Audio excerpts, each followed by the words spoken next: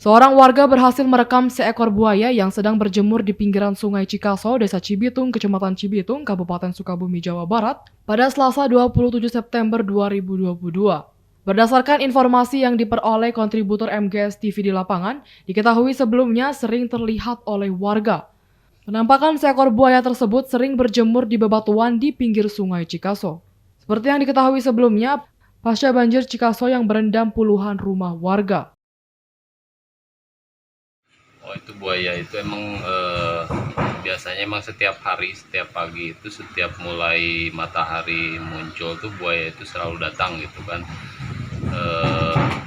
Di sini disebutnya namanya si Nyai gitu.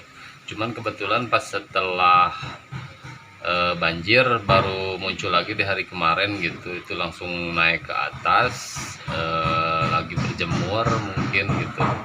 Itu amatir warga biasa, warga kan beraktivitas itu, yang dari hilir itu ke sini untuk belanja gitu, yang dari sini juga ke sana sering berkunjung lah gitu.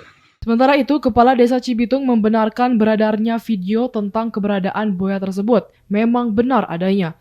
Pertama kali menampakkan diri pasca banjir yang terjadi beberapa hari ke belakang. Assalamualaikum warahmatullahi wabarakatuh. Perkenalkan, nama saya Haji Iji Farudin, Kepala Desa Cibitung, Kecamatan Cibitung, Kabupaten Sukabumi.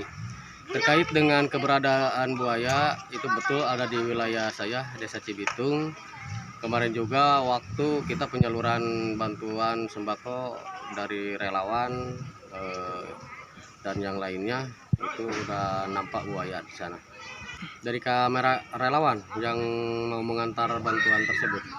Bahkan ada laporan juga dari warga masyarakat, buaya tersebut itu lagi bertelur. Untuk selama ini belum ada yang membahayakan warga, belum ada korban.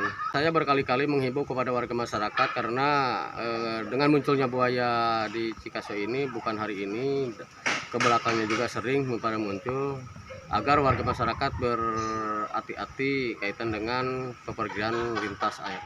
Dari Kecamatan Cibitung, Kabupaten Sukabumi, Indra Sopian melaporkan untuk Dinamika.